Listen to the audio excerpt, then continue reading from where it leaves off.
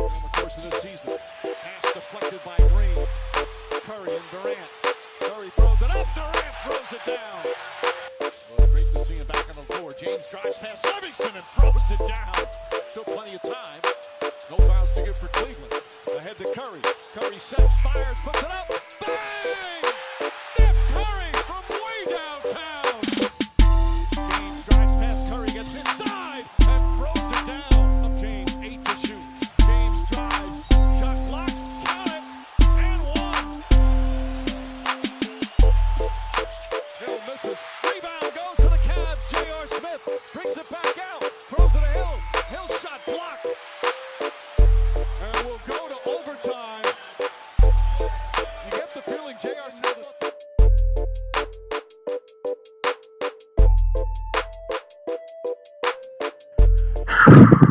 Hello, everyone, and welcome to another episode of NL10 Off Script. First off, I just want to get this out in the air.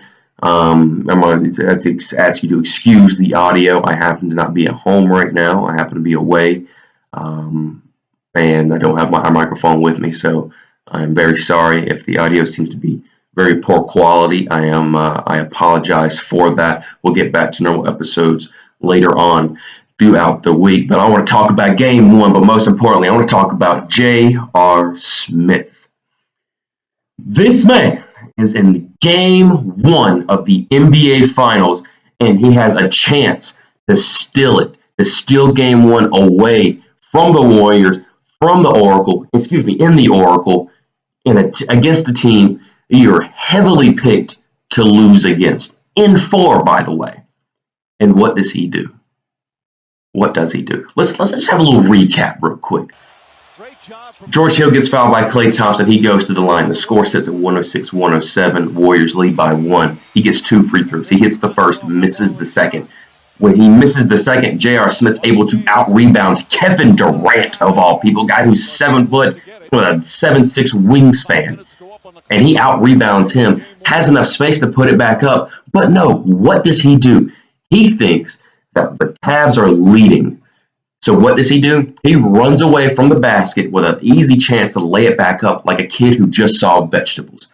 That is what J.R. Smith does.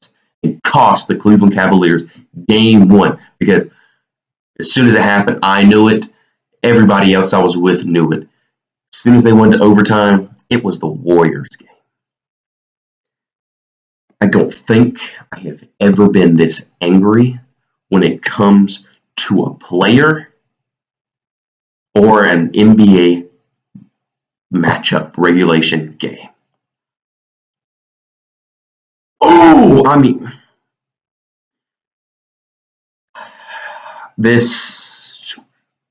how, bro? How do you do this? If there's one thing you need to know, especially in the NBA Finals, actually a few things you need to know. You need to know time, placement, and the score at all times, and shot clock. That's it. It's the only thing you're asked to know.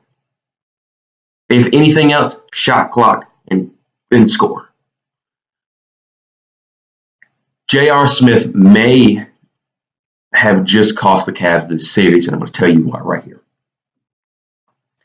The Cleveland Cavaliers, by stealing Game 1, gives them motivation for Game 2 and any game they happen to win at home. They weren't handed a better platter in Game 1. No Andre Iguodala, and Kevin Durant was subpar if I've ever seen it. And the Cavs got rolling. LeBron James had 51. Kevin Love had 21, I think 22. And even though Jeff Green didn't put much up on the stat sheet, his defense on Kevin Durant was perfect. It was great to a T, I felt. And the Cavs played a really good game. By them losing Game 1 the way that they did, that steals every single bit of motivation from them and gives it straight to the Warriors. So not only did you lose Game 1, but you may have been cost the series like that. Motivation can swing just like that. It's crazy. I don't understand it. But knowing that's the way you lost game 1, it's going to be hard to play game 2, 3, 4, 5, 6, 7. If 5 through 7 even happen. The Warriors, I didn't think played well at all. I thought they had way too many turnovers. They didn't get back they didn't get rebounds, offensive rebounds or defensive rebounds. They didn't do much of that. Third quarter, the Cavs stayed with them. And that's the Warriors quarter. I was with my brother when I was watching it. I looked at him and said, when the third quarter started, I said, this is the quarter we're gonna have to prove ourselves. And that would have been me as a Cavs fan, him a Warriors fan. And he said, I don't know. And they got up to a 5, 6, 7 point lead. And the Cavs brought it in, tied it up, and stayed right there all the way up until the fourth quarter. Come on, JR, you got to finish that, bro. You got to finish that.